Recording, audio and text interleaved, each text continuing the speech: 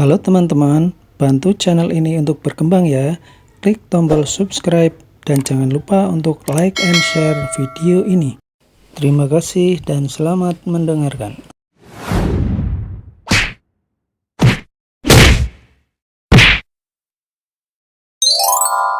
Bab 451, Kesetiaan. Namun, Handrici tetaplah seorang bawahan, dia hanya dapat mengikuti perintah keluarga Wijaya. Perintah keluarga Wijaya tidak boleh dibantah. Handrici sangat tersentuh melihat Valentino menghadapi ejekan dengan sangat tenang seakan-akan sudah terbiasa. Emosionalnya yang tenang seperti batu yang kokoh. Keluarga Wijaya kota Kamer sudah punya pewaris. Handrici sudah tidak ingin di sini lagi. Dia takut dirinya tidak tahan untuk berkenalan dengan Valentino. Dia bergegas maju dan berkata, "Saya sangat terharu melihat hubungan Nona Anggil dan suami yang sangat harmonis. Saya akan pulang untuk menjelaskan kepada Tuan Muda Wijaya, dia pasti akan memahaminya. Tuan Handrici, jangan pergi dulu," ucap Mary. Handrici malah tidak memedulikannya, dia terus berjalan ke depan. Namun, dia tiba-tiba berhenti saat berada di depan mahar 1,9 miliar. Mahar ini diberikan oleh keluarga Wijaya, bukankah tidak terlalu bagus kalau dia membawa kembali? Lagi pula perintah yang diberikan keluarga Wijaya adalah harus mengantarkan mahar ke keluarga Kusuma. Nona Angel simpan saja mahar ini. Kalau suatu saat nanti Anda berubah pikiran, Anda boleh hubungi nomor telepon ini. Ini adalah nomor pribadi Tuan Muda Wijaya. Handrici ragu sesaat, tapi dia tetap saja menunjuk 20 brankas berisi uang tunai. Tuan Handrici, silakan bawa pulang saja. Aku tidak akan mempertimbangkan lagi, ucap Angel dengan tegas. Ini? Handrici ragu sesaat, dia langsung melihat ke arah Valentino. Kamu bawa pergi saja, ucap Valentino sambil mengibaskan tangannya. Kamu kira siapa dirimu? Beraninya kamu memerintah bawahan keluarga Wijaya? Dasar kamu! Robert belum sempat mengatakan semuanya, Handrici langsung berkata, "Baik, saya bawa pergi sekarang juga." Keluarga Kusuma menjadi semakin bingung, kenapa omongan Valentino begitu kuat. Handrici melakukannya tanpa sadar, dia sudah telat saat dia menyadari ada yang aneh. Uhuk! Handrici berdeham, dia langsung menyuruh beberapa bawahan lainnya mengambil brankas dan meninggalkan halaman keluarga Kusuma.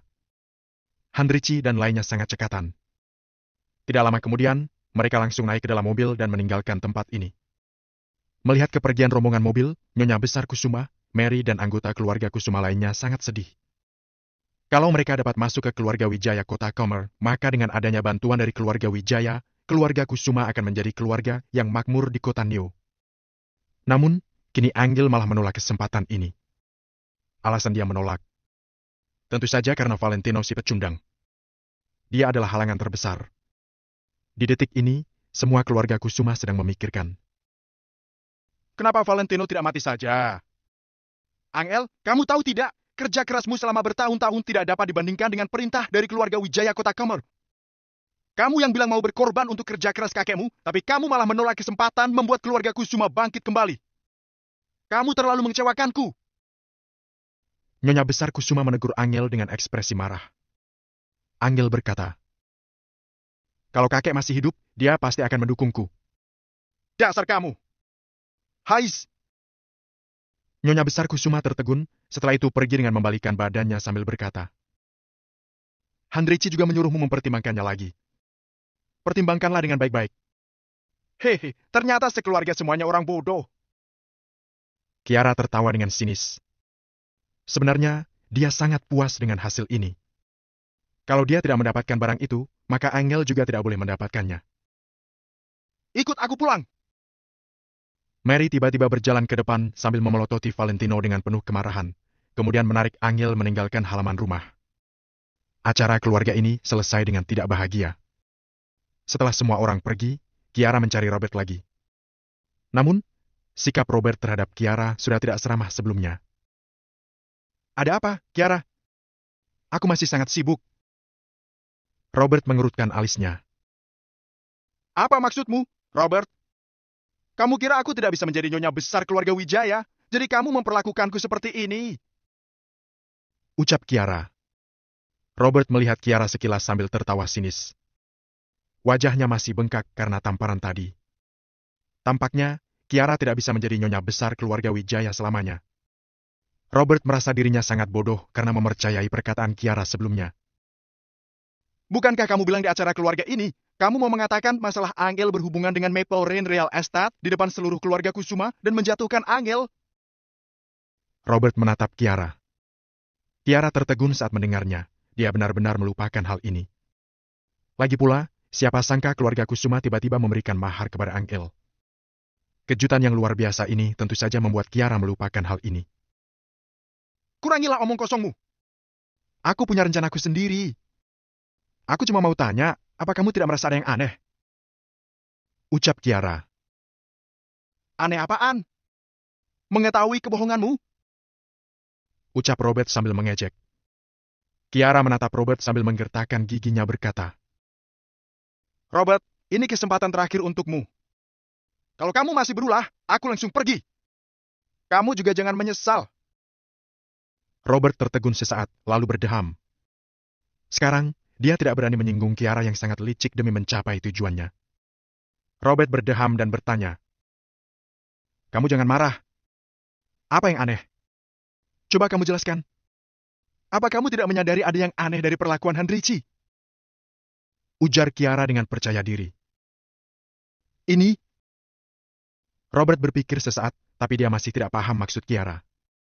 Kiara tertawa licik saat melihat Robert yang tidak paham. Dia berkata, Kalian hanya fokus pada mahar miliaran itu, tapi kalian mengabaikan titik pentingnya. Yang mana?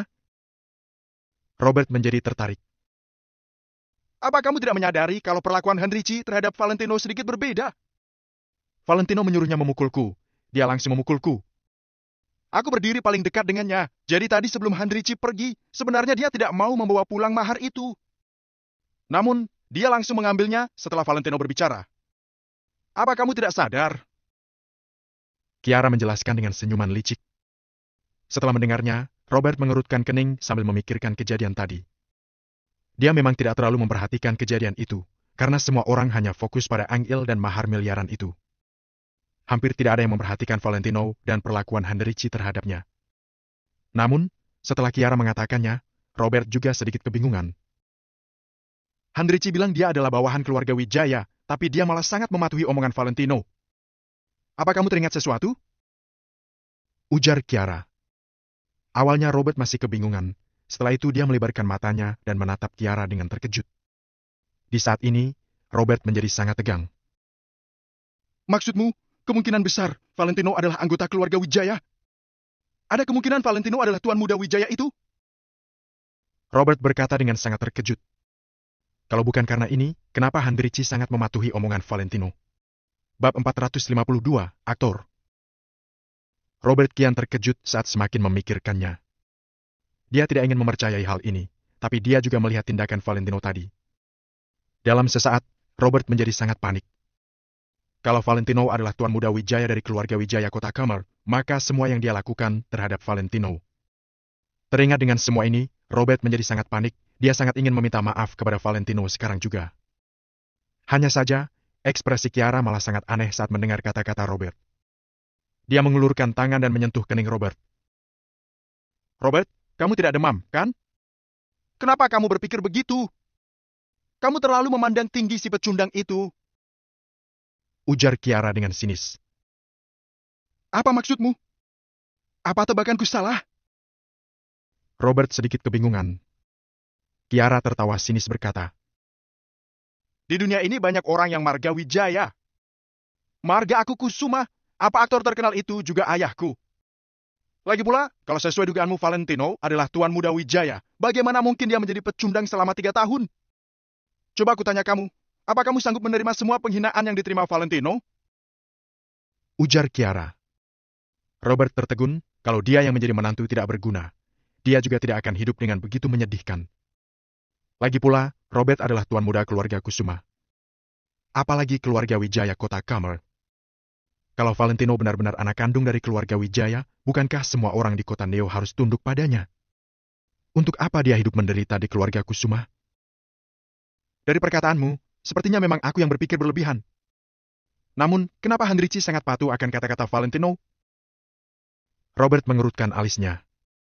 Kiara berkata dengan mencibir. Apa masih perlu dipikirkan? Handrici pasti bukan dari keluarga Wijaya Kota Komer. Mungkin saja dia adalah orang yang dicari Valentino. Apa kamu sudah paham?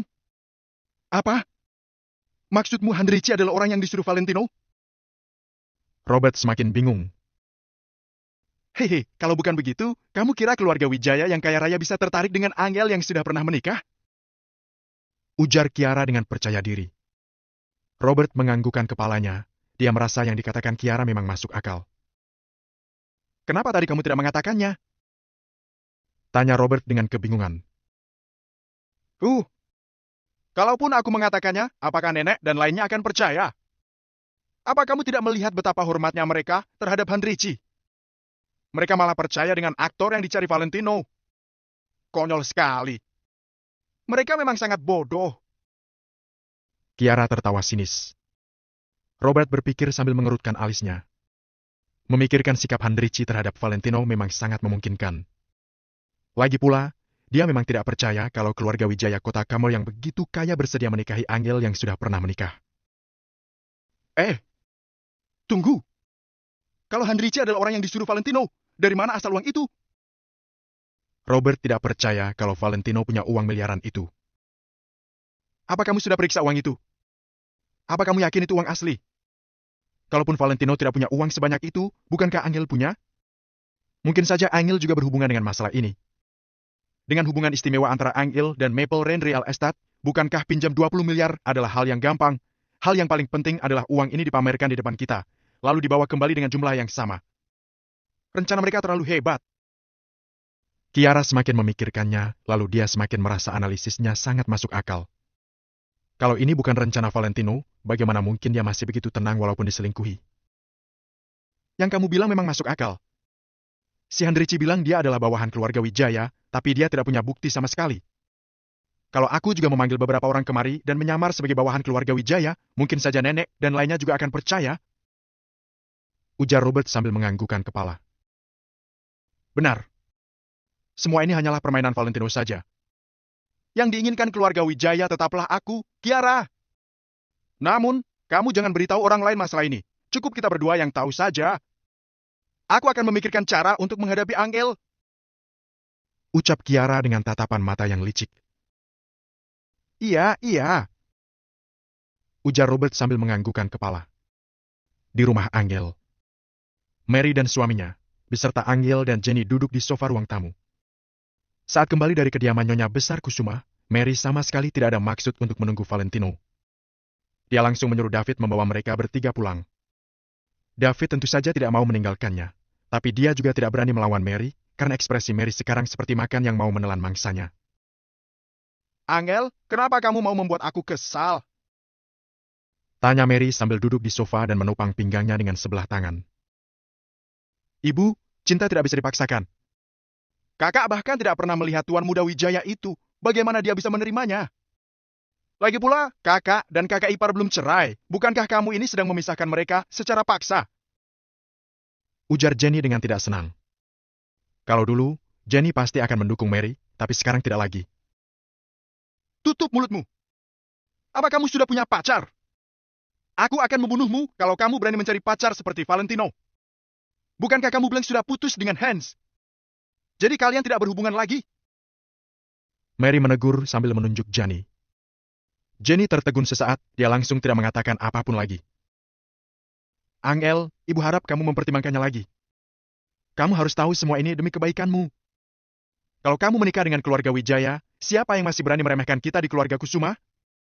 Kamu juga sudah lihat kondisi sekarang. Meskipun kamu sudah menjabat sebagai CEO, tapi Kiara dan lainnya masih mau melengsarkan kamu. Bukan kamu saja, bahkan Valentino juga diejek mereka. Apa kamu bahagia? Kalau kamu di keluarga Wijaya, maka semua ini akan berubah. Bahkan keluarga Kusuma juga harus menghormatimu. Tidak hanya keluarga Kusuma saja, bahkan semua orang berkuasa di kota Neo juga akan sangat sopan denganmu. Ujar Mary dengan sangat tulus. Namun, Angel tetap menolaknya. Dia mengatakan, Ibu, cinta tidak bisa diukur dengan uang. Memang Valentino tidak bisa dibandingkan dengan tuan muda dari keluarga Wijaya Kota Kamel, tapi dia tidak pernah membuatku kelaparan. Dia juga sedang berusaha untuk masa depan kita. Ibu juga sudah melihat perubahannya beberapa waktu ini. Dia bekerja keras untuk membeli rumah dan mobil. Ujar Angel terhadap Mary. Memang kenapa kalau punya mobil dan rumah? Meskipun Valentino berusaha selamanya, itu juga tidak bisa dibandingkan dengan uang dapur per bulan di keluarga Wijaya. Apa kamu paham? Kalau kamu di keluarga Wijaya, kamu tidak hanya punya uang jajan yang banyak, kamu bahkan punya status tinggi yang membuat iri semua orang. Ibu hanya ingin kamu hidup bahagia saja. Ujar Mary sambil mengerutkan alisnya. Ibu! Angel tiba-tiba berteriak, lalu berkata, sekarang aku merasa sangat bahagia bersama Valentino. Mary melihat Angel sambil menggertakkan giginya. Dia dengan sangat marah berkata, dasar bodoh! Kamu begitu karena Valentino, kan? Kamu lihat saja, suatu hari nanti aku akan mengusirnya. Ibu, jangan keterlaluan. Aku tidak setuju kalau ibu mengusir kakak ipar. Ujar Jenny dengan tegas. Memang kamu siapa? Kata-katamu tidak berguna. Jawab Mary dengan marah. Saat ini, Valentino berdiri di luar dan mendengarkan semuanya. Setelah itu dia berjalan masuk ke dalam ruangan. Mereka semua langsung mendongakkan kepala dan melihat ke arah Valentino. Bab 453, berubah. Jenny langsung menyapa. Kakak ipar. Mary malah mendengkus dan membuang muka. Seakan-akan melirik Valentino bisa membuat matanya rusak. Valentino tersenyum tanpa daya. Sikap Mary terhadapnya lumayan bagus sebelum pergi ke acara keluarga. Namun, sikap Mary langsung berubah drastis hanya karena Tuan Muda Wijaya yang tidak menunjukkan dirinya. Perubahannya sungguh cepat. Valentino, kalau kamu tahu diri, kamu seharusnya tidak ganggu Angel. Angel ditakdirkan untuk menikah dengan keluarga kaya. Kamu tidak boleh mengganggunya. Ujar Mary sambil melihat ke arah lain. Kini dia sama sekali tidak mau melihat Valentino. Ibu, kalau ibu begitu terus, aku benar-benar akan marah besar. Ujar Angel sambil mengerutkan alisnya. Kalaupun kamu menikah dengan keluarga Wijaya, aku juga tetap akan baik dan menganggap dia sebagai keluarga kita. Namun, kalau dia menghalangimu menikah dengan keluarga Wijaya, jangan salahkan aku tidak baik padanya. Ucap Mary. Sudahlah, jangan bahas masalah ini lagi. Biarkan Angel dan Valentino yang membahas saja. Ujar David sambil mengerutkan alisnya. Mary pun cemberut, dia langsung berdiri tegak. Sebelum kembali ke kamar, Mary tidak lupa untuk menegaskan. Valentino, malam ini kamu tidur di ruang tamu. Valentino menganggukkan kepala sambil berkata. Jenny sudah kembali, jadi aku pasti tidur di ruang tamu. Mary tiba-tiba membalikan badan sambil menegur Valentino. Meskipun Jenny tidak di rumah, kamu hanya boleh tidur di ruang tamu. Kamu tidak boleh tidur satu kamar dengan Angel. Valentino terdiam sesaat, dia tetap menanggukkan kepalanya. Kamu juga Angel, kamu tidak boleh berhubungan dengan Valentino. Dengan begitu, kamu masih ada kesempatan, kamu paham kan? Kalau kamu sudah tidak suci, kamu selamanya tidak ada kesempatan masuk ke keluarga Wijaya lagi. Kamu harus ingat kata-kata ibu, kalau kamu berani melakukannya, maka kita putus hubungan. Ujar Mary dengan ekspresi serius. Setelah itu, dia dan David meninggalkan ruang tamu. Jenny melihat-lihat Valentino, lalu melihat Angel dan berkata, Kak, kakak ipar, kalian dua berbicara dulu saja. Aku balik kamar dulu. Sekarang hanya tertinggal Valentino dan Angel di ruang tamu. Valentino berjalan dan duduk di samping Angel. Apa kamu menyesal membuat keputusan ini? Tanya Valentino sambil tersenyum. Angel langsung menjawab. Tentu saja aku menyesal. Sekarang aku sangat menyesal sudah melepaskan kesempatan menjadi nyonya besar dan memilih untuk hidup susah bersamamu. Kamu masih punya kesempatan kok. Handrici bilang kamu boleh menghubungi mereka kapan saja kalau kamu sudah memutuskannya. Valentino tetap tersenyum, dia tahu sekarang Angel hanya sedang bercanda. Cih. Angel cemberut sambil berkata. Aku tidak peduli. Valentino dengan serius menjawab. Ya, kamu tidak perlu peduli. Kelak suamimu juga akan memberikanmu semua itu, bahkan lebih baik dari itu. Aku takut kamu berpikiran banyak. Sebenarnya aku tidak kenal dengan Tuan Muda Wijaya. Kamu jangan salah paham. Angel menatap Valentino sambil menjelaskannya. Valentino tersenyum sambil menganggukkan kepala berkata. Aku tahu, aku percaya padamu. Beberapa hari lagi adalah ulang tahunmu, kan? Tanya Valentino. Ya, ulang tahunku hanya berbeda 3 hari dengan nenek. Ulang tahunku setelah ulang tahun nenek. Jawab Angel. Valentino menganggukkan kepalanya. Tidak lama lagi, hanya kurang dari 20 hari. Dia harus menguasai kota Neo sepenuhnya dalam waktu belasan hari, setelah itu membuat kota Neo menjadi kota yang kuat agar dia bisa menghadapi keluarga Wijaya kota Kamor dengan percaya diri. Sampai saat itu, Valentino sudah punya hak untuk mengumumkan atau menyembunyikan identitasnya. Nanti, dia juga akan memberitahu semua ini kepada Angel. Keluarga Wijaya tidak bisa menghentikannya lagi. Beberapa hari ini mungkin aku sangat sibuk, jadi aku tidak bisa menemanimu setiap saat. Setelah aku tidak sibuk, aku akan memberimu ulang tahun yang tak terlupakan. Ujar Valentino. Tidak apa-apa, belakangan ini aku juga banyak urusan di perusahaan. Ada 12 perusahaan yang putus hubungan kontrak, jadi aku mau cari beberapa perusahaan baru untuk kerjasama. Kemudian, aku sudah tua, untuk apa merayakan ulang tahun lagi? Kamu tidak perlu repot, kamu hanya perlu bawa aku makan mie di tempat Paman Kay saja. Ujar Angel sambil melambaikan tangannya. Valentino hanya menganggukkan kepala dan berkata, "Baik." Setelah itu, mereka berdua berbicara sebentar, lalu Angel balik ke kamarnya. Tidak lama kemudian, ponsel Valentino berdering. "Halo, aku Valentino." Valentino mengangkat teleponnya. "Apakah ini Tuan Valentino?" "Saya Yasmin." Penelpon itu berbicara dengan nada ketakutan. Valentino bingung sesaat, dia baru ingat Yasmin adalah petugas kebersihan villa perumahan di Jing Oriental. "Ya, ada apa?" Tanya Valentino.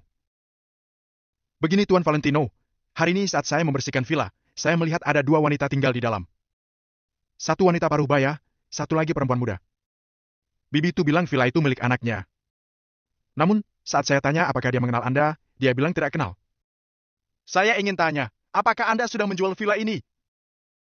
Ujar Yasmin dengan nada tidak rela. Valentino langsung mengerti, itu pasti ibu dan adik perempuannya Danu. Dia langsung menjawab. "Tidak apa-apa, itu adalah keluarga temanku. Villa itu sudah kuberikan kepada mereka, kedepannya kamu masih boleh lanjut membersihkannya."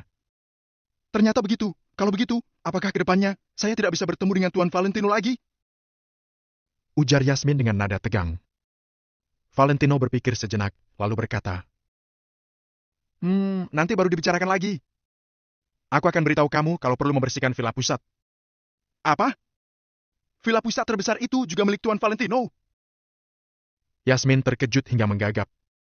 Yasmin semakin terkejut setelah mendapat jawaban dari Valentino.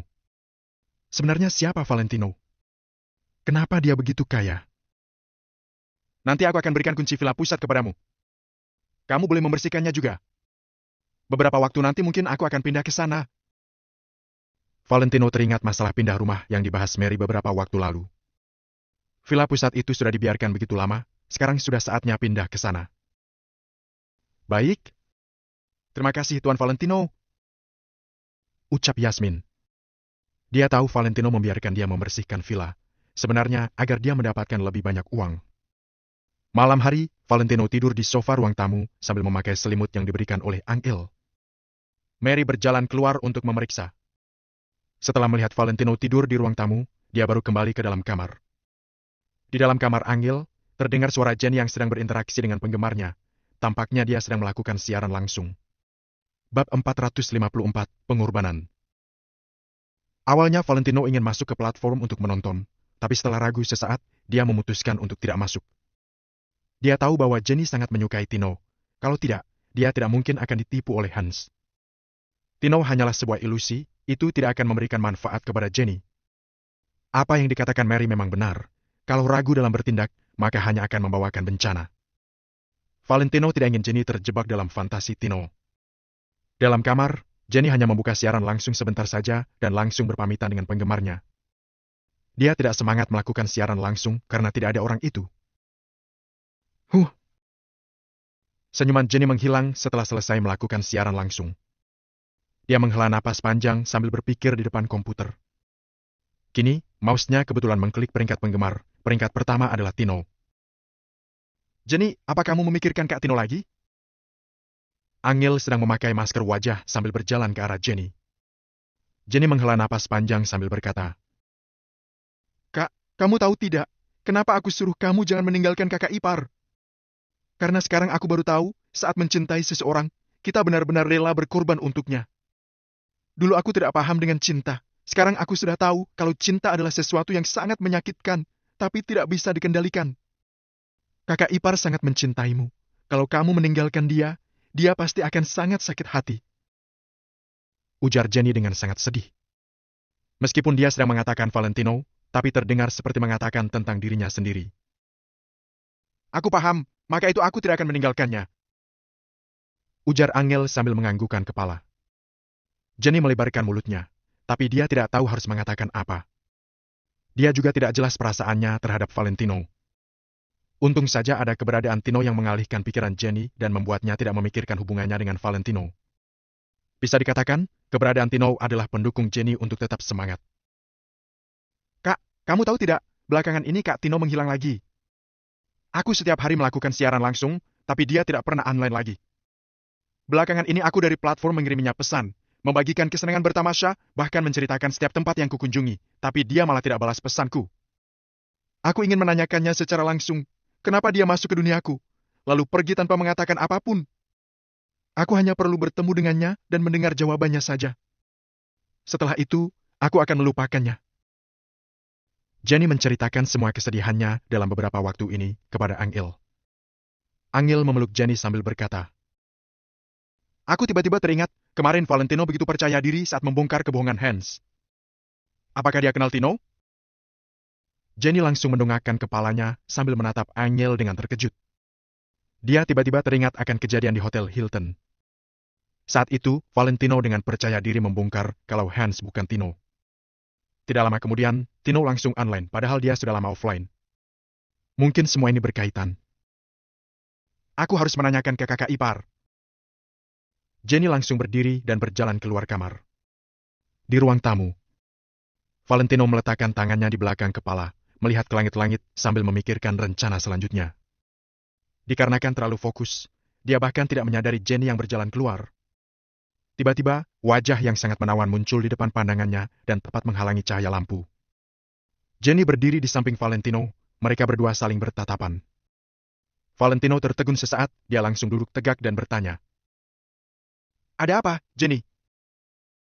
Jenny menatap Valentino dengan tatapan penuh emosional. Setelah itu duduk di sampingnya dan langsung bertanya. "Kakak ipar, aku ingin menanyakanmu tentang Tino." Valentino sangat terkejut, perasaannya menjadi sangat tegang. Apakah Jenny menyadarinya? Melihat ekspresi Valentino, Jenny semakin curiga kalau Valentino mungkin mengenal Tino.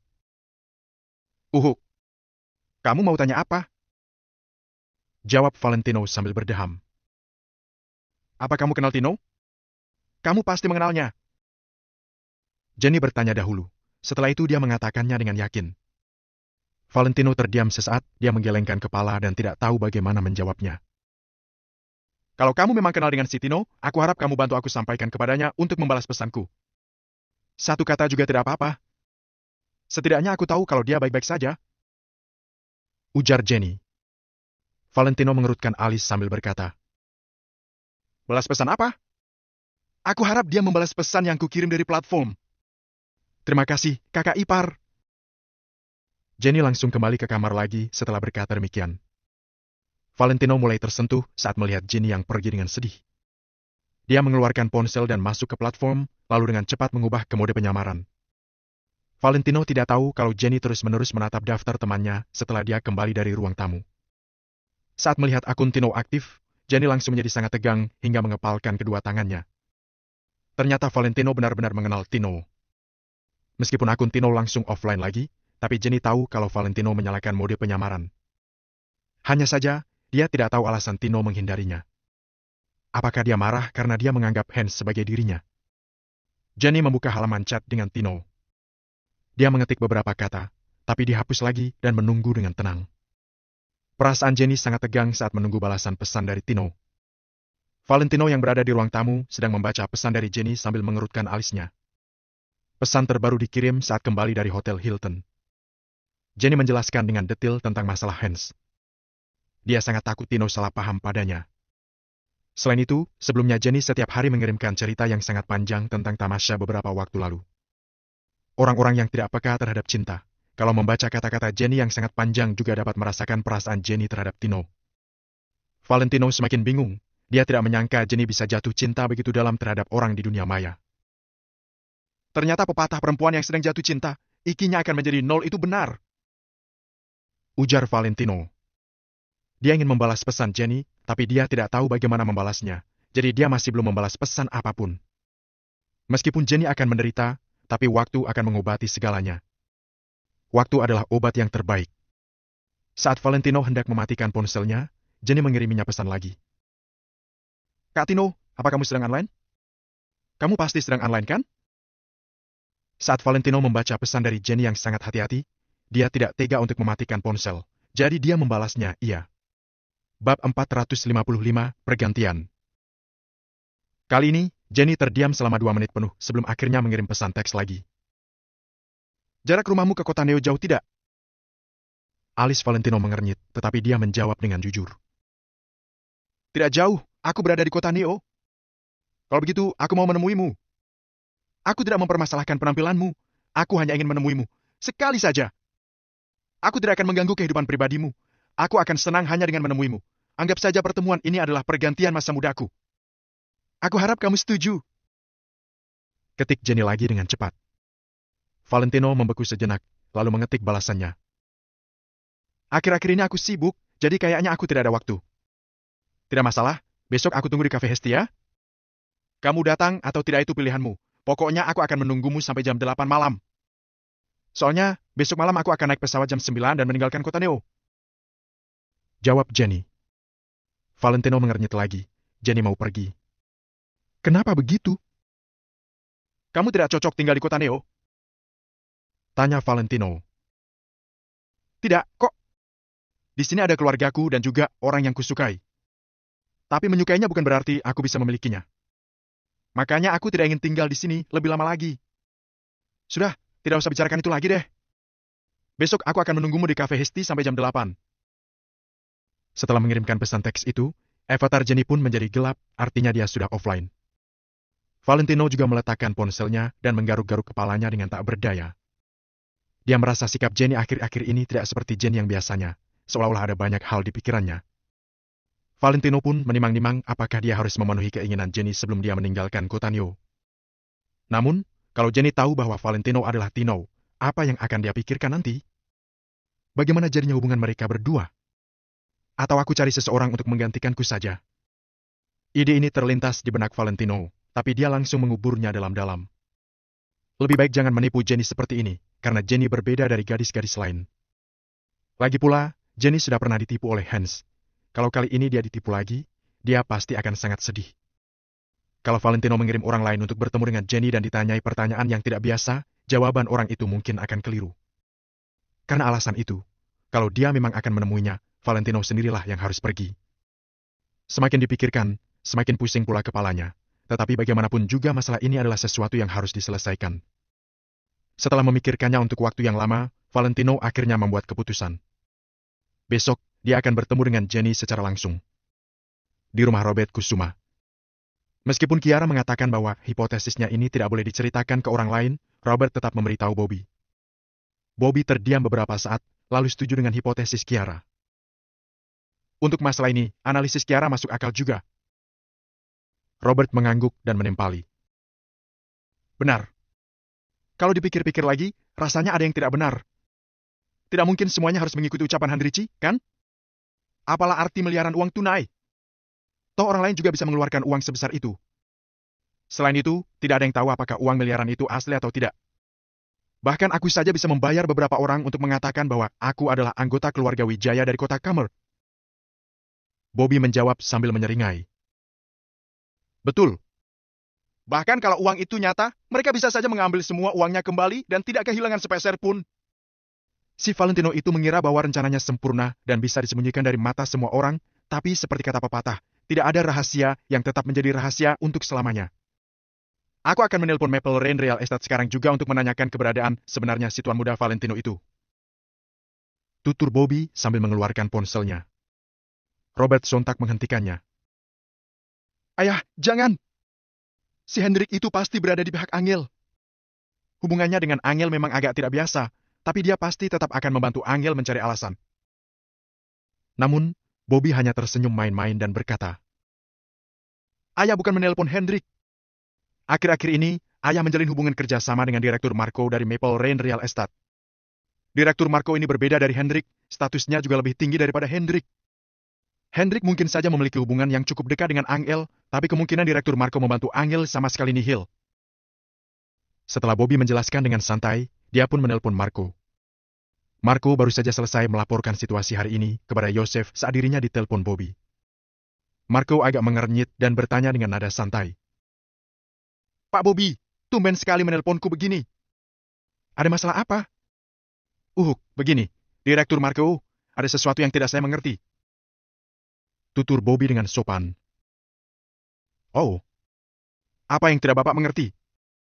Katakan saja, Pak Bobby." Jawab Marco dengan santai. "Anda adalah anggota keluarga Wijaya, jadi saya memberanikan diri bertanya kepada Anda. Apa saya boleh tahu siapa nama anggota keluarga Anda yang membawa mahar ke kediaman keluarga Kusuma?" Tanya Bobby dengan gugup. Marco tercengang mendengar pertanyaan itu, lalu tiba-tiba mengerti. Sepertinya keluarga Kusuma sudah mulai curiga. Setelah merenung selama 2 detik, Marco menjawab. "Hehe, yang mengirimnya adalah tuan muda keluarga Wijaya, namanya Tommy Wijaya." Tony Wijaya adalah nama lahir yang diberikan Tuan Besar Wijaya kepada Valentino. Namun, hanya para anggota keluarga Wijaya yang mengetahui nama ini. Jadi, bahkan jika Bobby diberitahu sekalipun, identitas asli Valentino tidak akan terungkap. Benar, kan? Bobby langsung menghela napas panjang. Meskipun Valentino juga bermarga Wijaya, dia sama sekali tidak ada hubungannya dengan Tommy ini. "Kenapa Tuan Bobby tiba-tiba menanyakan pertanyaan seperti itu?" Tanya Marco yang berpura-pura tidak mengerti. "Hari ini, seseorang dari keluarga Wijaya mengirimkan mahar ke kediaman kami. Saya curiga ada orang yang berpura-pura menjadi anggota keluarga Wijaya." Jawab Bobby dengan suara rendah. Marco tertegun sejenak, otaknya berputar dengan cepat. Kemudian dia memukul meja dan bertanya. "Benarkah? Siapa yang begitu berani berpura-pura menjadi anggota keluarga kami? Keluarga Wijaya tidak mengirim mahar apapun. Direktur Marco tidak usah cemas, di keluarga kami ada seorang menantu laki-laki bernama Valentino Wijaya. Saya curiga bahwa dialah yang berpura-pura menjadi salah seorang keluarga Anda." Kilatan sinis melintas di wajah Bobby. "Bagus. Pak Bobby sangat berani. Aku akan menangani masalah ini. Pak Bobby tidak perlu khawatir." Begitu berkata demikian, Marco langsung menutup telepon. Dia tidak bisa menahan tawa dan benar-benar merasa terhibur oleh kepercayaan diri Bobby. Di sisi lain, Bobby yang tidak mengetahui itu pun berpikir dia mempunyai rencana yang bagus. "Semua ini benar-benar rencana Valentino. Robert, jangan berselisih dengan Valentino untuk sementara. Kalau ada masalah, keluarga Wijaya pasti akan mengurusnya." Tutur Bobby kepada Robert. Robert langsung mengangguk dengan buru-buru dan menjawab. "Baik." Keesokan harinya. "Valentino, sudah jam berapa ini? Kenapa masih santai-santai? Cepat siapkan sarapan." Pagi-pagi sekali, teriakan Mary sudah terdengar dari ruang tamu. Valentino memikirkan berbagai hal sampai larut malam, jadi dia bangun lebih telat daripada biasanya. Namun, faktanya, saat ini baru pukul 6 lewat beberapa menit. "Ya, aku siapkan sekarang." Valentino menggelengkan kepalanya melihat sikap Mary yang berubah begitu drastis. Keluarga Wijaya yang mundur benar-benar merupakan sebuah kejutan bagi Valentino. Namun, Valentino akan mengubur masalah ini di dalam hatinya dan menyelesaikan semuanya secara bertahap. Melihat Valentino berjalan ke dapur, Mary mendengus dengan acuh dan memasang tampang jijik. Sekarang, Valentino terkesan sangat buruk di mata Mary. Kalau bukan karena Valentino si batu sandungan ini, Angel pasti sudah menikah dengan pria dari keluarga kaya dan menjadi seorang nyonya muda. Mary juga akan menjadi ibu mertua keluarga Wijaya dari kota Kamar. Kalau saja itu yang terjadi, siapa di keluarga Kusuma ini yang akan berani memandang rendah kedua ibu dan putri ini?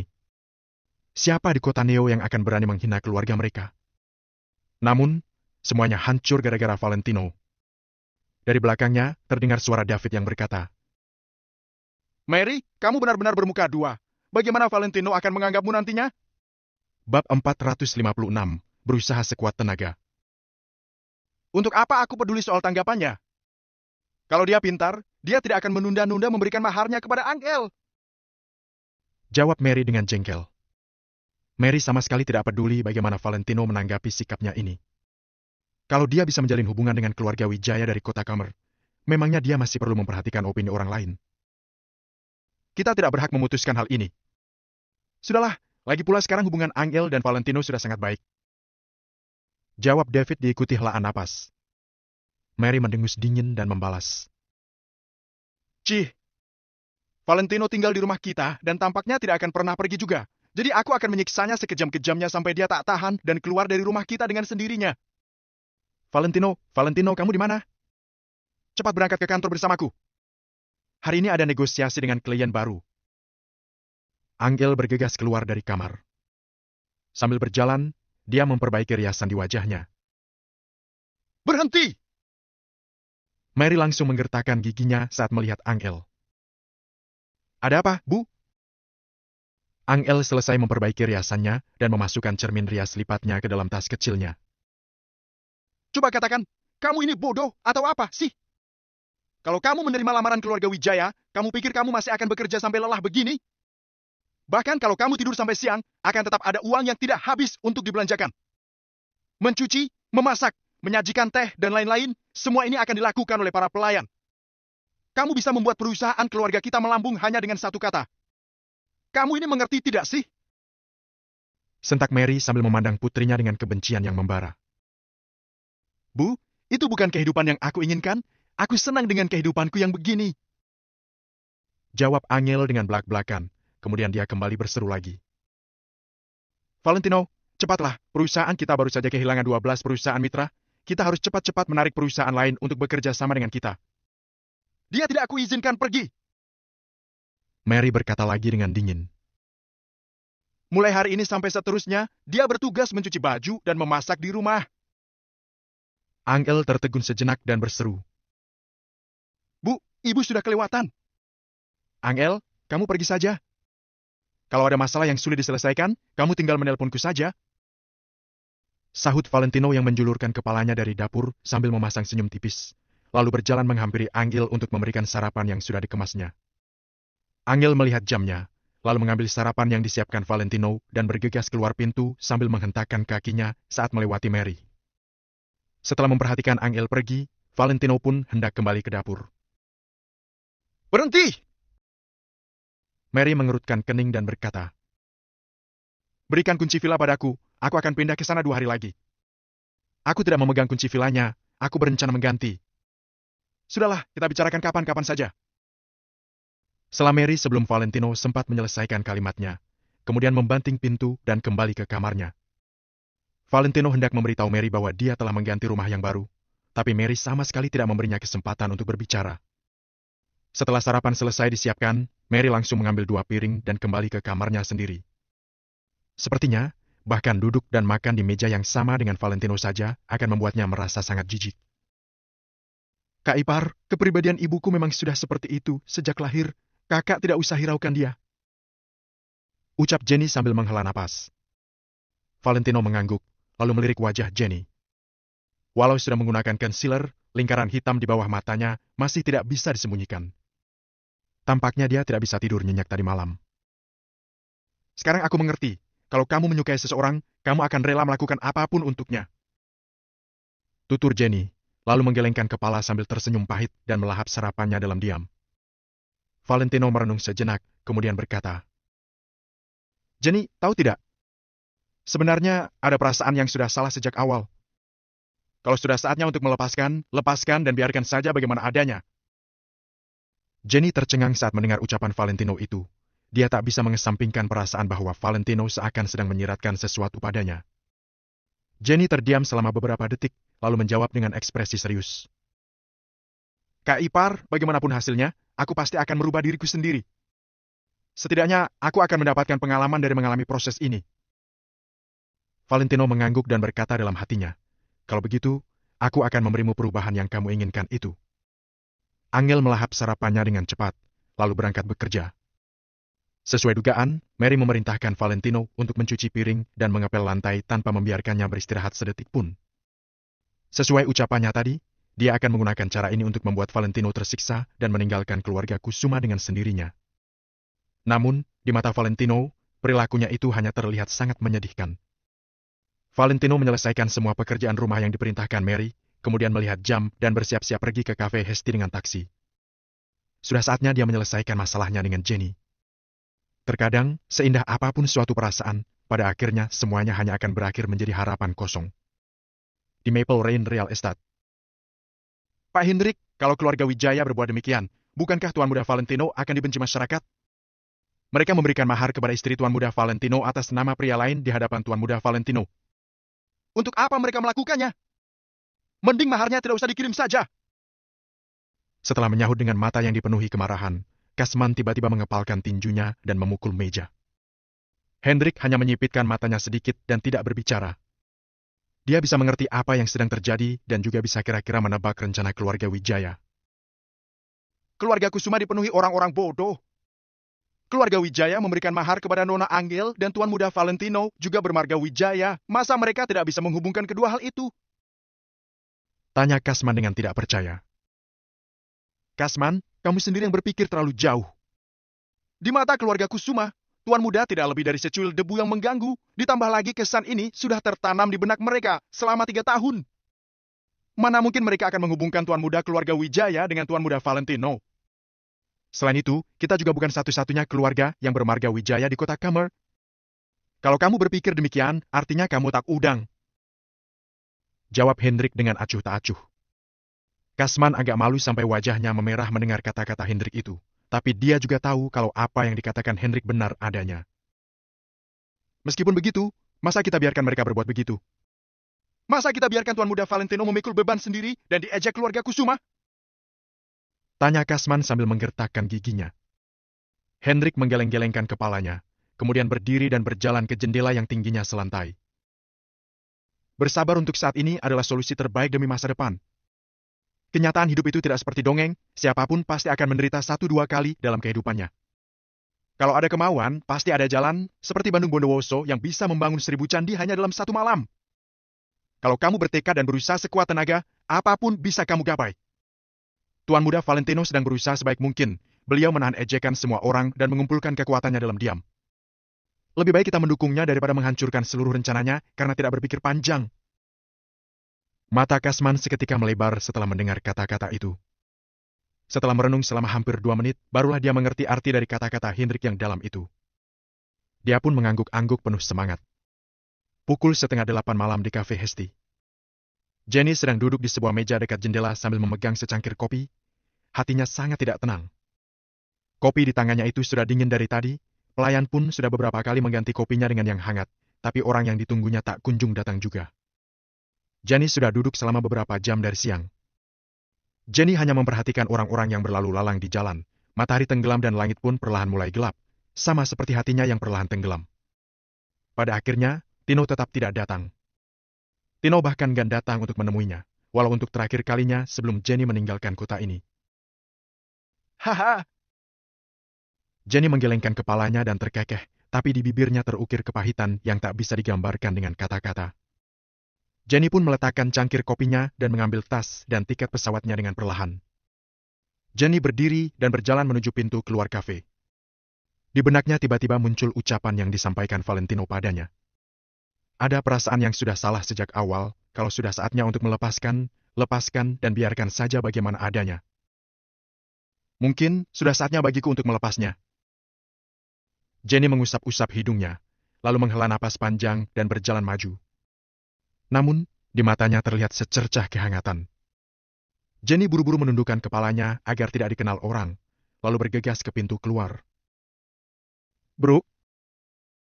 Jenny yang sedang berjalan cepat sambil menundukkan kepala tiba-tiba menabrak sesuatu yang keras. Maaf, saya tidak sengaja. Jenny secara spontan meminta maaf dan hendak berjalan melewatinya. Kamu mau pergi begitu saja karena orang yang kamu tunggu tidak datang? Terdengar suara yang samar-samar. Mendengar suara yang familiar ini, mata Jenny langsung melebar. Dia pun perlahan menengadahkan kepalanya untuk melihat pemilik suara itu. Bab 457, Identitas Asli. Kakak ipar? Ketika melihat orangnya dengan jelas, Jenny berseru secara spontan. Badan Jenny tidak pendek, tetapi masih berbeda jauh kalau dibandingkan dengan Valentino, karena tingginya hanya sampai di bagian dada Valentino. Saat ini, Jenny mendongak, dia menatap Valentino dengan ekspresi terkejut, sementara Valentino menundukkan kepalanya sembari menatap Jenny dengan ekspresi tersenyum. Kakak ipar, kenapa kamu datang kemari? Tanya Jenny. Mungkin kamu perlu mengubah panggilanmu terhadapku. Valentino menghela napas, lalu menatap Jenny dengan tenang. Setelah mendengar perkataan Valentino, Jenny tercengang dan menatap Valentino dengan ekspresi bingung. Kita duduk dulu baru bicara. Valentino menunjuk tempat duduk yang ada di sampingnya. Baik. Jenny melihat jam, lalu mengangguk. Tuan Valentino, Anda sudah datang? Tepat pada saat ini, beberapa pelayan melihat Valentino, kemudian mereka segera berlari mendekat dengan hormat. Cafe Hesti adalah tempat kencan pertama Jenny dan Tino. Terakhir Jenny baru tahu kalau Hans adalah Tino palsu. Pada hari itu, Valentino juga muncul di tempat ini dan sempat bertengkar dengan Hans. Waktu itu, kepala toko di sini, Edo juga berada di toko, dan sikap hormat Edo terhadap Valentino tentunya dilihat dan diingat oleh para pelayan. Bagaimana kalau bantu aku carikan sebuah ruangan yang tenang? Valentino mengangguk. Baik, Tuan Valentino, silakan sebelah sini. Pelayan tentu saja tidak berani menolak, dia segera mengangguk dan menunjuk jalan. Jenny tidak bersedia, dia takut Kak Tino tidak bisa menemukannya ketika datang. Namun, setelah melihat tatapan Valentino begitu tegas, Jenny hanya melirik ke arah pintu tetapi tidak banyak berbicara lagi. Mereka berdua duduk di dalam ruangan, tidak ada yang terburu-buru ingin berbicara. Kakak ipar, tadi kamu menyuruhku ganti panggilan. Kamu ingin aku memanggilmu apa? Beberapa saat kemudian, Jenny duluan mencairkan suasana canggung mereka. Hari ini kamu panggil aku Tino saja. Karena mulai hari ini, nama ini akan dianggap berlalu. Valentino berpikir sejenak, pada akhirnya dia tetap memilih untuk mengatakannya secara lugas. Jenny awalnya tercengang, kemudian dia pun berkata kepada Valentino. Kakak ipar, jangan bercanda, jantungku tidak sanggup menerimanya. Aku adalah Tino asli, Tino yang memberikan hadiah sampai ratusan juta di ruang siaran langsungmu. Valentino mengambil cangkir kopi lalu meminumnya. Jenny terdiam, dia menatap Valentino tanpa berbicara. Setengah menit kemudian, Jenny berkata perlahan. Kakak ipar, kamu pasti mengenal Kak Tino, kan? Karena dia tidak ingin bertemu denganku, jadi dia menyuruhmu untuk menggantikannya. Tujuannya agar aku menyerah, benar. Sebenarnya kalian tidak perlu seperti ini. Cukup katakan saja padaku, aku tidak akan mengganggunya lagi. Ujar Jenny dengan suara gemetar. Ini adalah akun siaran langsungku. Valentino membuka ponselnya dan meletakkannya di hadapan Jenny. Ini adalah riwayat pengisian saldoku, kartu yang terikat adalah kartuku dan pemilik rekening tercantum namaku. Kemudian ini, ujar Valentino sembari menunjukkan tampilan ponsel kepada Jenny. Salah, nama di atas kartu ini adalah Tommy Wijaya, bukan Valentino Wijaya. Jenny melihat semua ini dengan muka bengong, tetapi tiba-tiba dia menyadari ada yang salah. Itu adalah namaku dulu. Tommy Wijaya sudah meninggal 3 tahun yang lalu, sekarang aku bernama Valentino Wijaya. Ujar Valentino dengan nada datar. Jenny membelalakan matanya, jantungnya berdetak dengan cepat. Tidak mungkin! Tidak mungkin! Kamu itu kakak iparku, mana mungkin adalah Kak Tino? Mana mungkin? Jenny tampak tidak percaya. Nama Tino diambil dari bagian terakhir nama Valentino, kenapa kamu masih tidak paham? Valentino menghela napas, lalu menutup ponselnya. Jenny membelalakan matanya sambil bergumam, Tino, Valentino. Kamu? Jenny terdiam. Dia tidak bersedia menerima hal ini, tetapi kenyataan sudah ada di depan matanya. Jenny sama sekali tidak menyangka bahwa Tino yang dijadikannya sebagai andalan dan sebagai sosok untuk mengalihkan perhatiannya terhadap Valentino, ternyata mereka adalah orang yang sama. Awalnya Jenny mengira bahwa dia akan punya hubungan dengan kedua pria ini seumur hidup. Namun, sekarang dia baru menyadari bahwa kedua pria ini ternyata adalah orang yang sama. Tino adalah Valentino. Kenapa Tino berulang kali membantuku dan kenapa dia membongkar rahasia Hans hari itu?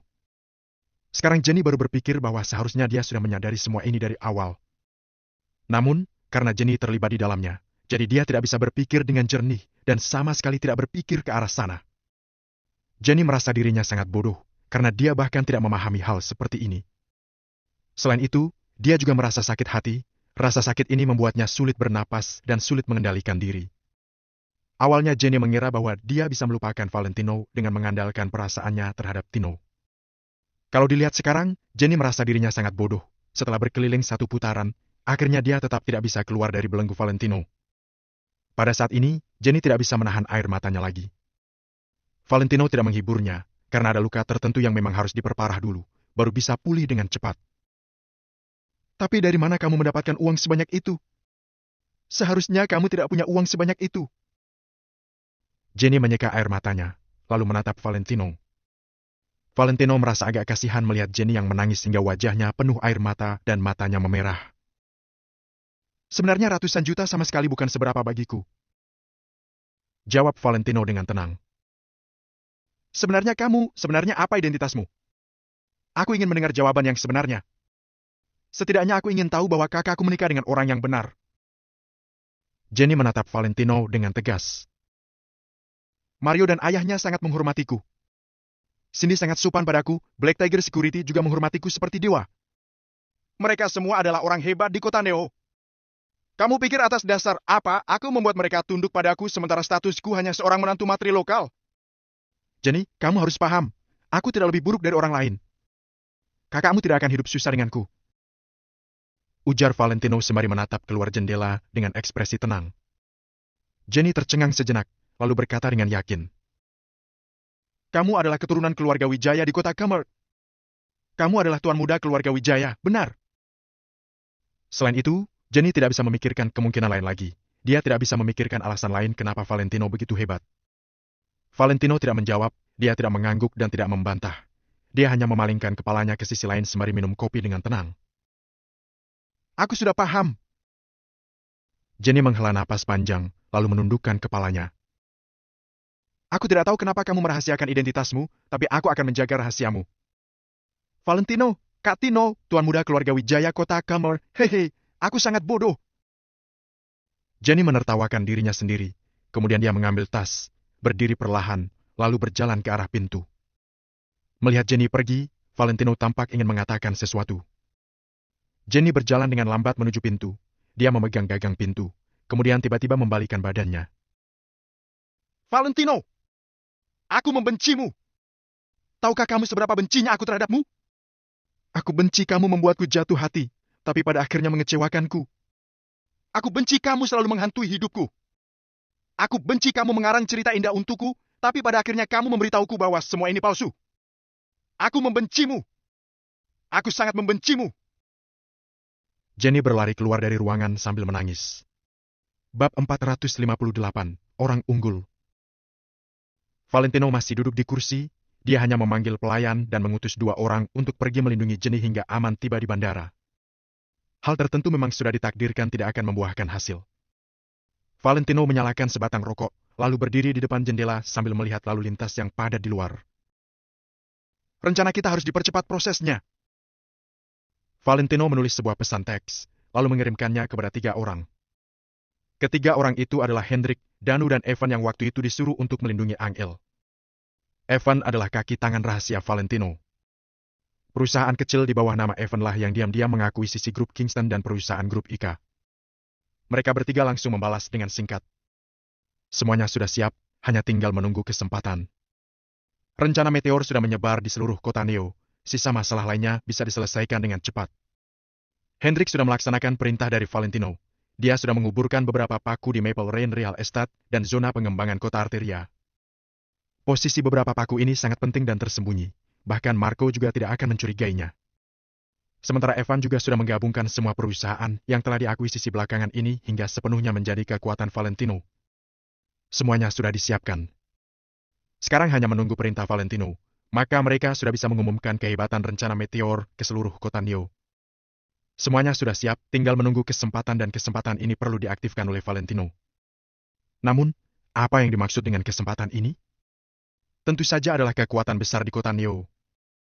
Danu dan Evan adalah suruhan rahasia. Tentunya mereka tidak boleh membeberkan identitas mereka dan tidak boleh terlalu banyak berinteraksi dengan kekuatan-kekuatan besar ini.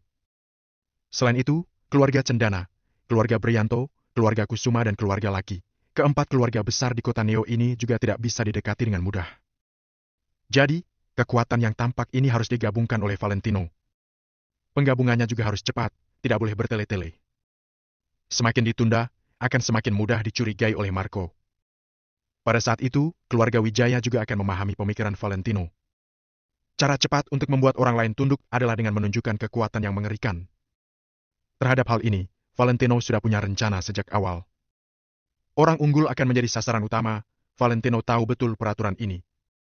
Karena itulah, sebelumnya dia selalu merendah karena takut menjadi sasaran orang lain. Namun, begitu pohon muda tumbuh menjadi pinus yang kokoh, akar fondasinya telah tertancap kuat di dalam tanah dan cabang-cabangnya tumbuh semakin kokoh, maka tidak akan mudah dihancurkan lagi.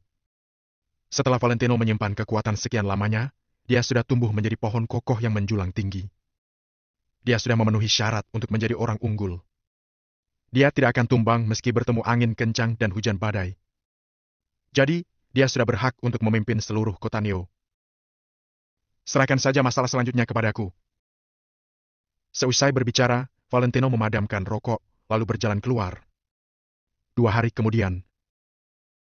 2 hari ini akhirnya aku sudah berhasil menangani 2 klien. Besok ada 1 klien lagi. Katanya klien ini susah dihadapi. Di dalam kamar, Angel meregangkan pinggangnya sembari mengeluh pada Valentino. Sudah kubilang tidak perlu bekerja begitu capek. Kamu ingin perusahaan mana? Aku bisa langsung mengakuisisi perusahaan itu untukmu. Valentino menggelengkan kepala sembari memijat Angel. Angel berkata dengan tak berdaya sembari menggelengkan kepala. Terkadang aku merasa kamu sangat pengecut, bisa bersabar atas masalah apapun. Tapi terkadang aku merasa kamu terlalu sombong saat berbicara. Sebenarnya kamu itu orang seperti apa? Aku adalah pria yang dijamin akan diganti kalau palsu. Apakah kamu ingin memeriksakannya? Jawab Valentino. Ibu bilang kalau kamu berani tidur di kamar ini, dia akan mengusirmu keluar. Angel agak ingin tertawa. Valentino memegang hidungnya tanpa berbicara lebih lanjut. Sebaiknya kamu jangan terlalu dekat dengan kelompok Eri. Mereka seperti lintah darat, hanya tahu mencari keuntungan saja. Meski mereka membantumu, lain kali mereka juga akan memintamu membalasnya. Lagi pula, sangat wajar kalau perusahaan saling bersaing. Kamu tidak boleh menyuruh mereka untuk membantuku dengan cara mengancam. Aku tidak bisa menerima cara seperti itu. Ujar Angel sembari mengernyit. Dalam masyarakat ini, orang lemah selalu akan disingkirkan oleh orang kuat. Jawab Valentino. Meski begitu, aku berharap memang kamu sendiri yang hebat, bukan dengan membuat kesepakatan dengan syarat tertentu bersama kelompok Eri. Angel menatap Valentino dengan ekspresi tidak senang. Iya, semua yang kamu katakan benar. Valentino menggelengkan kepala dengan tak berdaya. Sudahlah, kamu cepat pergi istirahat. Besok aku perlu membahas kerjasama dengan klien.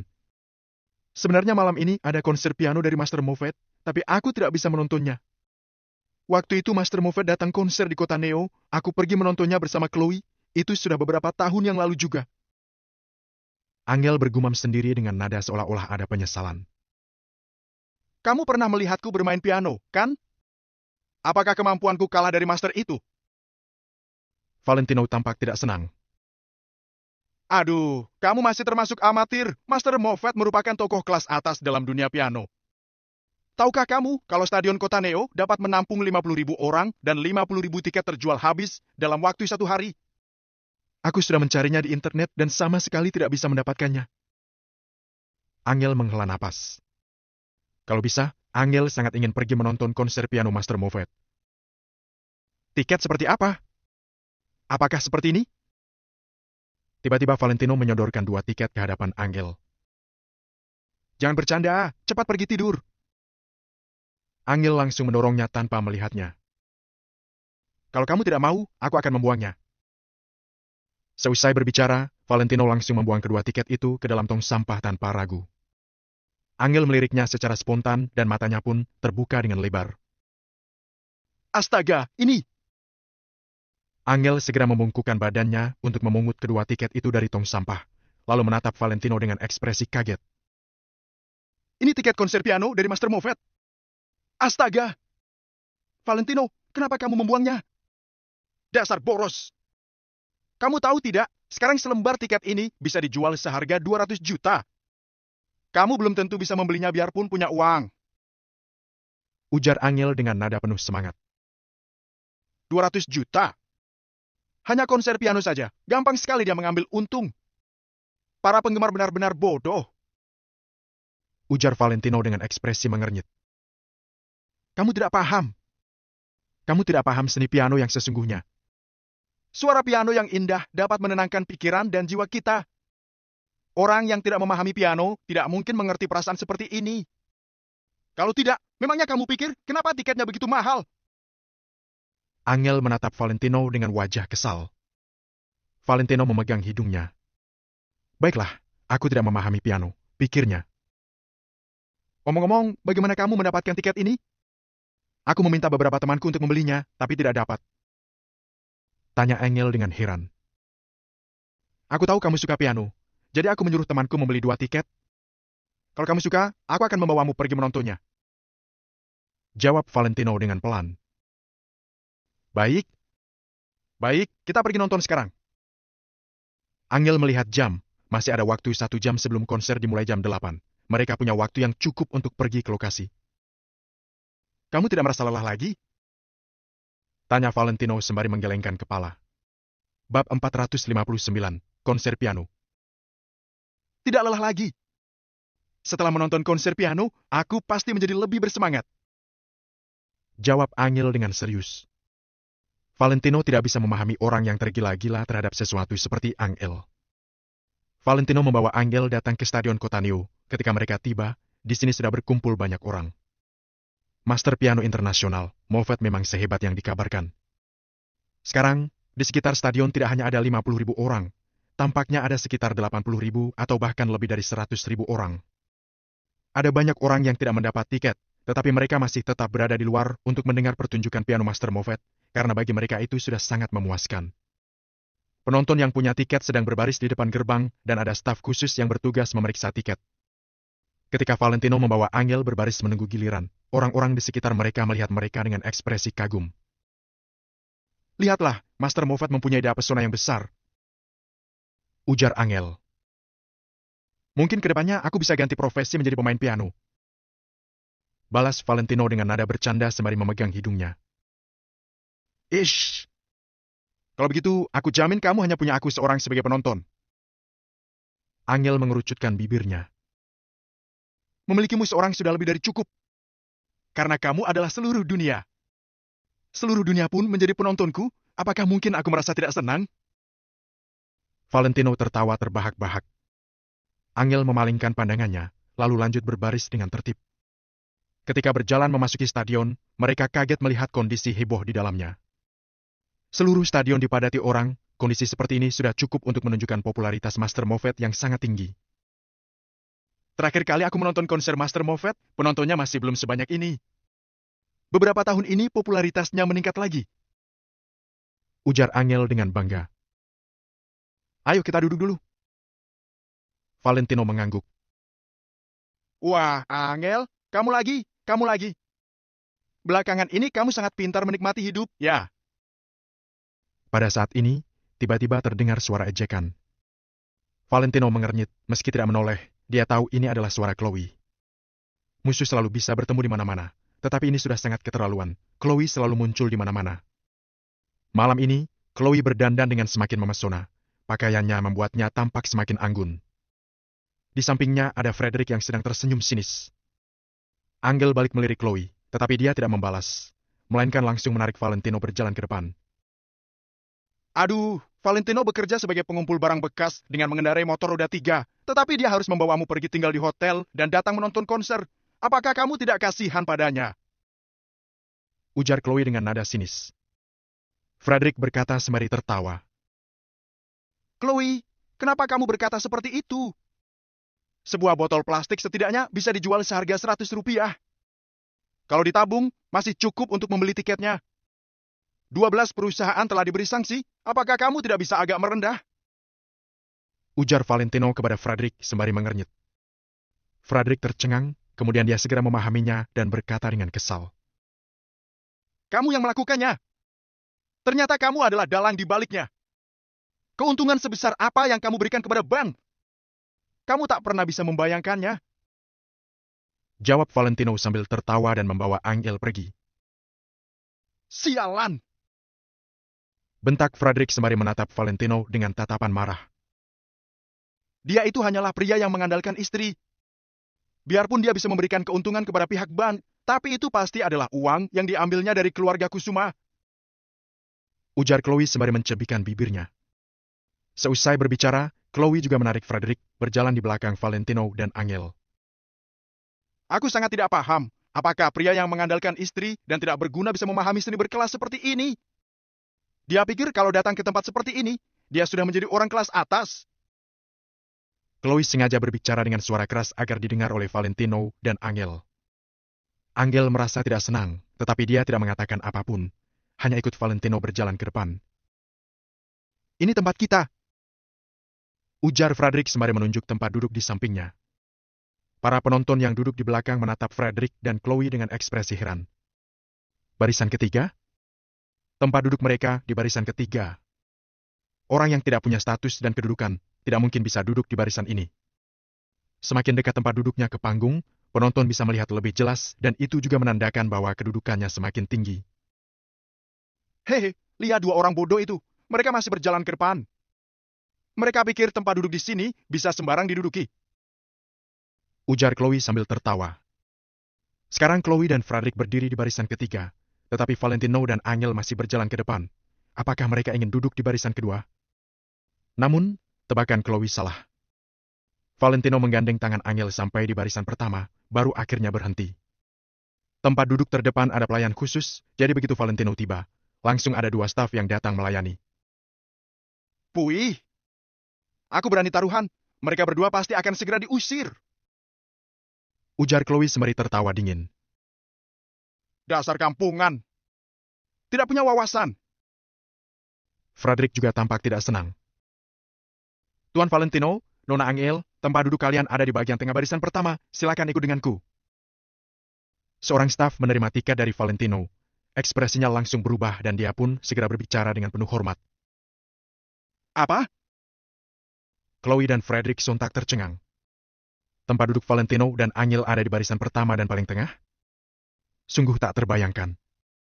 Tempat duduk di bagian tengah barisan pertama hanya bisa diduduki oleh orang yang kedudukannya paling tinggi.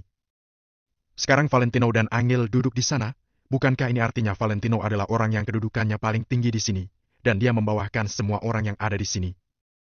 Dilihat dari kondisi sekarang, ini memang kenyataan. Di bawah perhatian semua orang, Valentino dan Angel dituntun oleh staf dengan hormat ke tempat duduk di bagian tengah.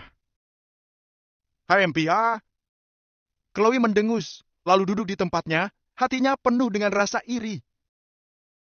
Tak lama kemudian, semua stadion telah dipenuhi penonton. Lampu kelap-kelip di depan panggung terus bersinar. Tiba-tiba lampu di seluruh lokasi menjadi redup dan suara kerumunan pun berhenti. Semua orang tahu bahwa Master Moffat akan segera hadir, hati mereka penuh ekspektasi. Angel juga menjulurkan lehernya dengan panjang sembari menatap panggung dengan penuh harapan. Namun, sekarang kondisi panggung gelap gulita, sama sekali tidak dapat melihat apapun. Boom!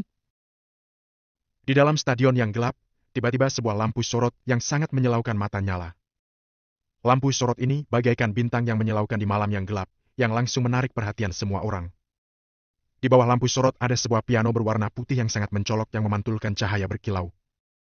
Tidak tahu sejak kapan, seorang pemuda berusia 30-an tahun telah duduk di depan piano dengan tangannya diletakkan di bagian tombol hitam putih piano. Master Moffat! Master Moffat! Aku cinta kamu. Seketika terdengar jeritan yang sangat menghebohkan di dalam stadion, seolah-olah ingin merobohkan atap stadion. Sekarang Chloe bahkan tak sempat mengejek Valentino dan Angel lagi. Dia ikut berdiri sambil melambaikan tangannya dan berteriak. Angel tidak berteriak, tetapi wajah tampak penuh dengan ekspektasi dan kejutan, serta bercampur sedikit rasa kagum. Tak kusangka Master Moffat begitu muda, kupikir dia sudah sangat tua. Ujar Valentino dengan nada datar. Bab 460, Master Moffat. Valentino, kamu tidak boleh seperti itu. Seni tidak bisa dibatasi oleh usia. Bagaimanapun, Master adalah Master. Angel menghentikan ucapan Valentino. Apakah pantas kamu memuji pria lain di hadapan suamimu? Valentino mengernyit, dia sengaja bertingkah seperti sedang cemburu. Aku hanya menyukai pertunjukan pianonya. Hal ini tidak seserius yang kamu pikirkan. Kalau kamu bisa memainkan piano sehebat itu, aku juga akan mengagumimu. Jelas Angel sembari tersenyum lebar. Valentino menggeleng dengan pasrah. Si Angel ini lupa kalau dulu dirinya memainkan piano di lantai teratas Hotel Four Seasons ya. Waktu itu sepertinya dia memainkan pianonya dengan cukup baik deh. Ting tong. Tiba-tiba terdengar bunyi piano. Suara di lokasi seketika senyap, semua orang sontak menutup mulut mereka dan tampak sedang mengantisipasi pertunjukan ini. Beginilah ciri khas Master Moffat. Dia sangat pendiam dan langsung bermain piano begitu naik panggung. Ditambah lagi Master Moffat tidak pernah menyiapkan susunan pertunjukan. Dia hanya akan memainkan piano sesuai dengan suasana hatinya. Musik apa yang ingin dia mainkan saat itu, maka dia akan memainkan musik tersebut. Namun, tidak peduli musik apapun yang dia mainkan, pertunjukan pianonya sangat bagus dan sulit dilupakan oleh para penontonnya. Setelah ruangan itu senyap, jari-jari Master Moffat mulai menari di atas piano. Nada-nada yang dihasilkan dari tuts piano pun terdengar hingga ke seluruh ruangan. Banyak penonton yang mengeluarkan ponsel mereka untuk merekam pertunjukan itu. Sedangkan penonton yang duduk terlalu jauh hanya membuka ponsel mereka untuk merekam suara piano. Bahkan ada beberapa yang akan memotret Master Moffat dan mengunggahnya ke Instagram Story. Hanya dalam beberapa saat, unggahan tersebut sudah dipenuhi oleh komentar dan tanda hati dari teman-teman mereka. Kebanyakan dari penonton hanya menutup mata mereka untuk menikmati alunan piano. Salah satu di antaranya adalah Angel. Valentino juga mengangguk-angguk. Master Moffat lumayan mahir dalam bermain piano, setidaknya dia sudah berhasil mencapai standar internasional. Akan tetapi, ketika Valentino melihat gaya Master Moffat, ketika menekan tuts piano, tiba-tiba dia teringat akan sesuatu. Setelah satu musik selesai dimainkan, para penonton sontak bertepuk tangan dengan meriah, ditambah dengan jeritan kekaguman. Angel cukup mendalami musik tersebut. Ketika dia membuka matanya, dia berkata, "Bagaimana? Master Moffat memang hebat, kan? Ya, lumayan. Kemampuannya sedikit lebih rendah dariku." Jawab Valentino dengan santai. PVFT, apa kamu tidak bisa hentikan bualanmu itu? Aku murni hanya menyukai pertunjukannya. Kamu tidak bisa membenci Master Moffat hanya karena hal itu, kan? Angel tidak tahu bagaimana dia harus menanggapi Valentino. Pada saat ini, Valentino seperti sedang terbakar api cemburu. Hal ini menyebabkan Angel menjadi sungguh tidak berdaya. Aku serius loh. Kemampuannya sedikit lebih rendah dariku. Ucap Valentino dengan serius. Angel belum sempat membalas ucapannya, tapi sudah disela oleh seorang wanita berpakaian mewah yang berada di samping mereka. Wanita itu berkata, "Kak, sepertinya bualanmu ini agak keterlaluan deh. Tuan Moffat adalah seorang master seni dan merupakan seorang pemain piano profesional tingkat internasional. Bagaimana mungkin kemampuannya lebih rendah daripada dirimu? Kalau orang lain sampai mendengarnya, sepertinya orang-orang dari dunia piano akan menertawakanmu." Salah seorang pemuda juga ikut mencibir dengan sinis. Kalau hadiah yang didapatkan Master Moffat disusun akan jauh lebih panjang daripada jalan yang pernah dia lewati. Kalian abaikan saja dia. Aku kenal dengan pria itu, dia hanyalah seorang tukang loak. Tentu saja dia tidak paham dengan musik piano. Dia cuma pintar membual saja. Mau seindah apapun, musik yang dimainkan Master Moffat hanya akan sia-sia saja. Dia tidak akan memahami keindahan musiknya. Chloe yang duduk di baris ketiga juga ikut menimpali sambil tertawa dingin. Para penonton yang ada di sekitar langsung tertawa keras. Ternyata dia hanya seorang tukang loak, pantas saja kalau dia tidak paham dengan seni. Memangnya kenapa kalau bisa duduk di baris pertama? Kalau tidak cukup berpendidikan, kamu juga tidak akan bisa menikmatinya. Frederick juga ikut mengolok Valentino dengan sinis. Angel mengernyit ketika dia baru ingin mengatakan sesuatu. Suara piano kembali terdengar dari atas panggung. Semuanya seketika terdiam, lalu kembali menikmati keindahan alunan piano itu. Begitu musik kedua selesai dimainkan, suasana di dalam ruangan itu juga sudah mencapai puncaknya. Banyak yang menjerit keras karena terlalu kagum. Valentino, menurutmu yang kali ini bagus tidak? Coba beri komentar. Hahaha. Chloe mencari kesempatan untuk mengolok Valentino lagi. Orang-orang yang menertawakan Valentino tadi, kini juga sedang memandang Valentino dengan sorot mata mengejek. Kali ini biasa saja. Dia salah nada 2 kali. Raut wajah Valentino tampak datar. Akan tetapi, Ucapannya membuat semua orang tertegun. Kamu masih saja pura-pura. Aku sudah mendengar musik piano selama 10 tahun, tapi tidak merasa ada yang salah dengan musik tadi. Beraninya kamu mengatakan Master Moffat salah nada. Chloe segera bangkit dan menunjuk Valentino sembari memarahinya. Kali ini, suara Chloe sangat keras dan langsung menarik perhatian semua orang. Bahkan satpam yang ada di sekitar panggung juga menyadari keributan yang terjadi. Penonton yang di sana, tolong diperhatikan, jangan sampai mengganggu Master Moffat. Teriak seorang pria berkulit gelap sembari menunjuk ke arah Valentino. Di sini ada seseorang yang mengatakan kalau nada yang dimainkan Master Moffat salah. Dia juga mengatakan kalau kemampuan Master Moffat berada di bawahnya. Chloe malah tidak duduk, melainkan langsung menunjuk Valentino dan berteriak keras. Dia tertawa sinis di dalam hatinya. Kalau Valentino berani mengatakan hal itu di konser piano Master Moffat, bukankah itu sama saja dengan cari mati? Benar saja. Begitu Chloe selesai bicara, banyak yang langsung menoleh ke arah Valentino dan mulai mengoloknya. Perkataan yang semakin lama semakin kasar itu pun terdengar hingga ke telinga Valentino.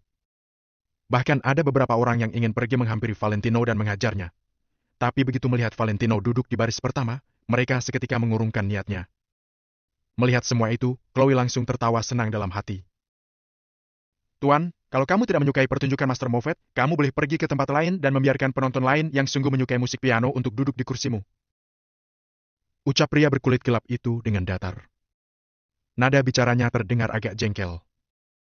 Mereka merasa Valentino pasti akan minta maaf. Namun, Valentino malah berkata dengan tenang.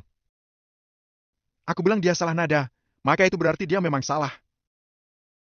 Mendengar ucapan Valentino yang sangat datar itu, ekspresi Master Moffat yang berada di panggung pun tanpa sadar berubah. Dia menoleh ke arah Valentino dengan perlahan. Kamu kira kamu itu siapa? Kamu seenaknya bilang Master Moffat salah nada. Kami saja tidak mendengar adanya kesalahan, sedangkan kamu bisa menyadarinya. Bualanmu hebat sekali. Kamu kira kamu sangat hebat, ya? Apa kamu sungguh mengira kamu lebih hebat daripada Master Moffat? Orang gila dari mana ini? Cepat usir dia. Banyak orang-orang yang memaki dan mengumpat Valentino. 5 satpam yang bertubuh kekar segera menghampiri Valentino. Mereka ingin mengusir Valentino si bodoh ini keluar karena sudah membuat keributan. Tunggu sebentar. Master Moffat tiba-tiba berteriak dari atas panggung. Keributan di seluruh ruangan pun seketika terhenti. Bahkan ada beberapa yang menatap Master Moffat dengan heran. Mereka melihat Moffat bangkit perlahan dan berjalan ke pinggir panggung. Jaraknya dengan Valentino ada sekitar 7 hingga 8 meter. Moffat memandang Valentino dengan tenang, lalu bertanya.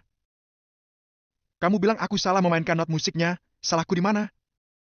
Master Moffat, aku kenal dengan pria itu, dia hanyalah seorang tukang loak. Dia sama sekali tidak paham dengan piano. Chloe berteriak keras. Anda jangan sampai menyia-nyiakan waktu Anda gara-gara dirinya. Namun, Master Moffat seolah-olah tidak mendengarkan teriakan Chloe dan hanya memandang Valentino dengan tenang. Valentino memandang Moffat dengan santai, lalu berkata, Ketukan 3/8, not 1/4, seharusnya